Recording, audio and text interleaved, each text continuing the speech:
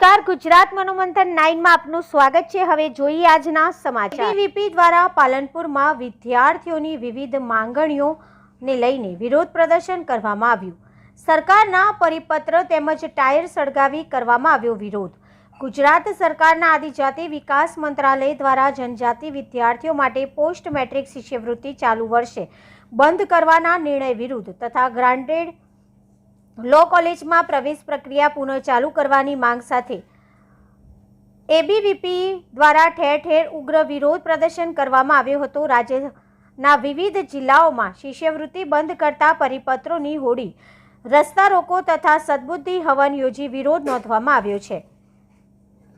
ગુજરાત સરકારના આદિજાતિ વિકાસ મંત્રાલય દ્વારા 28 ઓક્ટોબર 2024ના રોજ જાહેર કરાયેલા પરિપત્ર અનુસાર મેનેજમેન્ટ કોટા હેઠળના જનજાતિ વિદ્યાર્થીઓ માટે પોસ્ટ મેટ્રિક શિષ્યવૃત્તિ બંધ કરવાનો નિર્ણય લેવાયો છે।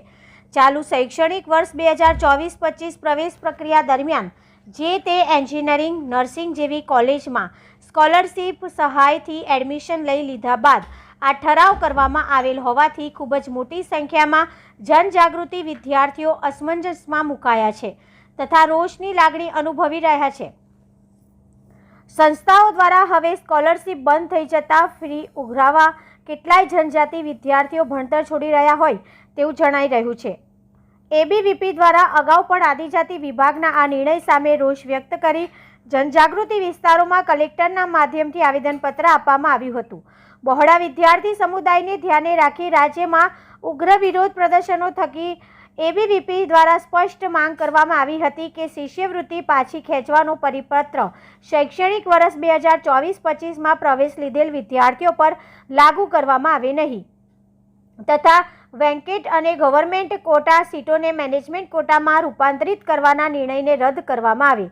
રાજ્યની 28 ગ્રાન્ટેડ લો કોલેજનો પ્રશ્ન પાછલા ઘણા વર્ષોથી પડતર છે। ચાલુ શૈક્ષણિક વર્ષમાં પણ લો કોલેજમાં પ્રવેશ પ્રક્રિયા શરૂ થયેલ નથી। બાર કાઉન્સિલર ઓફ ઇન્ડિયાના ધારાધોરણ પ્રમાણે ગ્રાન્ટેડ લો કોલેજમાં પ્રાધ્યાપક ના હોવાના કારણે કાઉન્સિલર દ્વારા આ તમામ કોલેજોને માન્યતા રદ કરવામાં આવેલ છે। ગત વર્ષ પણ એબીવીપી દ્વારા રાજ્યના તમામ જિલ્લા કેન્દ્રો પર લો કોલેજમાં પ્રવેશ પ્રક્રિયા શરૂ કરવાના મુદ્દા સાથે આવેદનપત્ર આપવામાં આવેલ।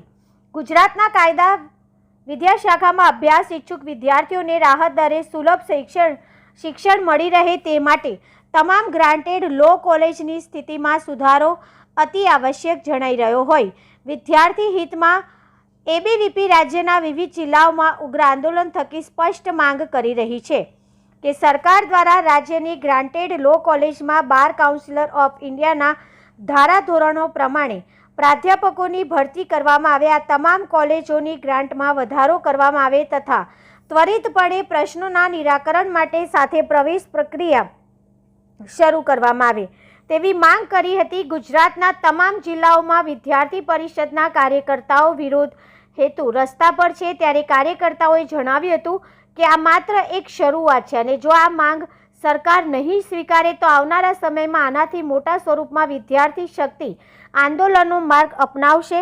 શિક્ષણ એ સૌનું મૂળભૂત અધિકાર છે। એબીવીપીનો એક કાર્યકર્તા વિદ્યાર્થી હિત માટે સમસ્યાના નિરાકરણ સુધી લડત આપતો રહેશે।